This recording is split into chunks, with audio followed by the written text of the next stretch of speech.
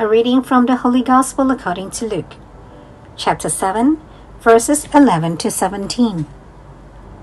The passage is taken from the Message version of the Bible. Not long after that, Jesus went to the village Nain. His disciples were with him, along with quite a large crowd. As they approached the village gate, they met a funeral procession. A woman's only son was being carried out for burial, and the mother was a widow. When Jesus saw her, his heart broke. He said to her, "Don't cry." Then he went over and touched the coffin. The pallbearers stopped. He said, "Young man, I tell you, get up." The deaf son sat up and began talking. Jesus presented him to his mother. They all realized they were in a place of a holy mystery, that God was at work among them. They were quietly worshipful and then noisily grateful, calling out among themselves, "God is back, looking to the needs of his people." The news of Jesus spread all through the country. The Gospel of the Lord. Good morning. Welcome to Coffee with God, and I am Father Joseph Matthew. Today, on the 16th of September, we reflect on the Holy Gospel according to St. Luke, chapter 7, verses 11 to 17. Compassion, the language of God. In today's Gospel, Jesus enters the little town of Nain, a day's journey from Capernaum. Nain lies between Endor and Shunem, the very place where the prophet Elisha once raised another mother's son. We read that in the second book of Kings, chapter 4, verses 18 to 37.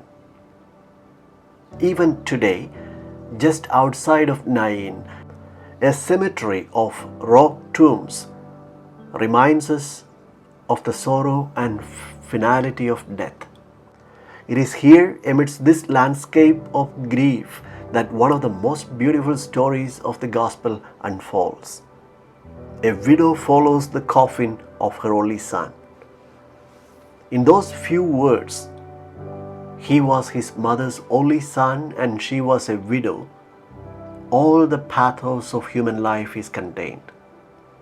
The funeral procession, with flutes and cries of mourners, mirrors the timeless sorrow of humanity. And in the midst of this grief, the evangelist tells us, the Lord was moved with compassion.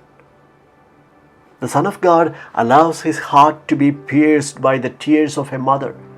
This is the God we believe in, the God who suffers with us.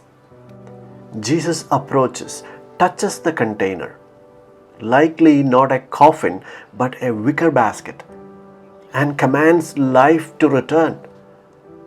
As one commentator beautifully says, Jesus claimed as his own what death had seized as its prey.